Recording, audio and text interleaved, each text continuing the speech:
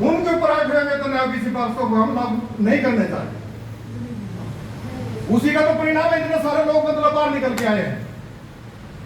एक तो हम दोस्तों ये कहना चाहते हैं कि मतलब ये जो रिटायर्ड कर्मचारी है ना, ये इस देश के सीनियर सिटीजन है।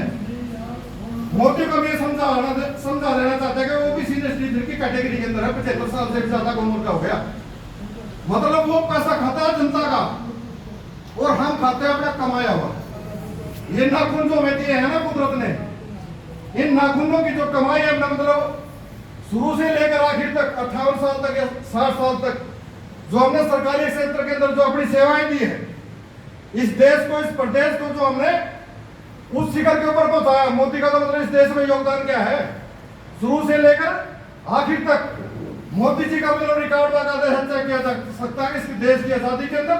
यह इस देश को आगे बढ़ाने में लोगों का मतलब किस तरीके का योगदान है, या चाहे वो स्टेट स्तर के ऊपर या इंडिया के स्तर के ऊपर जितना भी मतलब यहाँ पर विकास हुआ, उस विकास के अंदर जो सबसे बड़ी जो है भूमिका जो निभाई गई है ना, वो तमाम के तमाम आप लोगों के द्वारा निभाई गई। चाहे वो सड़कें बनाई गई, चाहे वो यहाँ के लोगों को स्वास्थ्य सुविधा दी गई, चाहे वो शिक्षा दी गई, चाहे और किसी के जो कार्यक्रम थे, चाहे पानी की सुविधा दी गई, चाहे रोडवेज की सुविधा दी गई, जितनी भी सुविधाएं, जितने भी काम मतलब इस देश के अंदर हुए हैं, बिल्डिंगें बनी है, बिजली का मतलब इतना बड़ा जो जाल फैलाएगा पूरे देश के अंदर, वो क्या मोदी जी खंभे पर चढ़े थे क्या किसी के?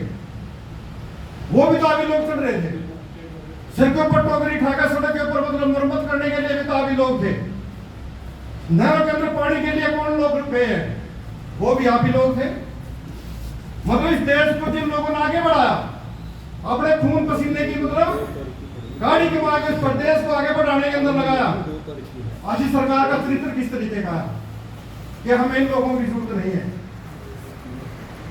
करोड़ों लोग हैं एम्प्लॉइज, क्या इतने सारे लोगों का बोझ उठाने की स्थिति में नहीं है क्या? और बोझ किस तरीके का है? जो हम पेंशन ले रहे हो खैरात में थोड़ी ले रहे हैं। ये पेंशन कोई खैरात में नहीं मिलती किसी को। इसका एक बाकायदा संवैधानिक सिस्टम है। संविधान के अंदर मेंशन है कि जो आदमी रेगुलर सेवा देने के बाद इस प्रदेश को, इस देश को आगे बढ़ाने के बाद, सेवानिवृत्ति के बाद जो जाएगा ना, उसकी जिंदगी का जो अगला जो पहलू है वो कंप्लीट तौर पर एक तरीके से वो बदल जाता है। वो सरकारी क्षेत्र में अलग तरीके से है, वो जब घर के ऊपर जाएगा तो समाज के अंदर जाएगा, उसका एक चरित्र जो है वो रहने का वो बदलेगा। और उस बदले हुए चरित्र के अंदर उनको किस तरीके से रहना है, किस तरीके से उन्हें समाज स्तर को सुधारना है, किस तरीके से बच्चों को मतलब शिक्षित कराना है, किस तरीके से लोगों के बीच में जाना है, बात है शिक्षक है और तरीके के जो सामाजिक काम है वो किस तरीके से करेगा, उन कामों के लिए मतलब ये पेंशन बाकायदा से संवैधानिक व्यवस्था के अंदर हमें मिली है और ये हमारा अधिकार है।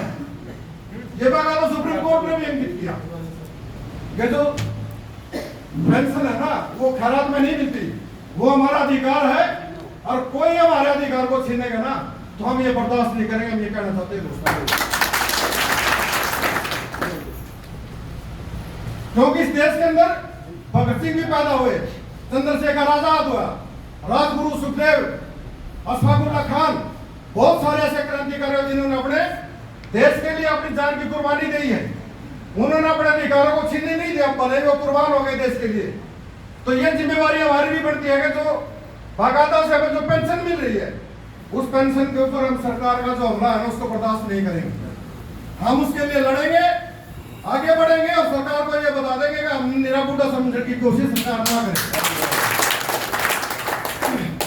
वेस्टर्न जो कंट्री है ना जिनको पश्चिमी देश कहते हैं, वह सीनियर सिटीजन की बाकायदा से निगरानी करने की, उसकी देखभाल करने की जिम्मेवारी सरकारों की है।